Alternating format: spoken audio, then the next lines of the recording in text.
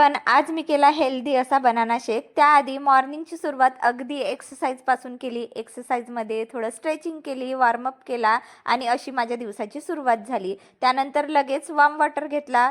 Warm वॉटरसोबत निवांत स्वतःसाठी 10 minute दिले। म्हटलं दिवसाच्या कामांची यादी तयार करूया। त्यानंतर दिवसाचं काम जे आहे ते सुरुवात केलं। सर्वात पहिलं काम म्हणजे मी इथे तूप बनवण्यासाठी घेतली।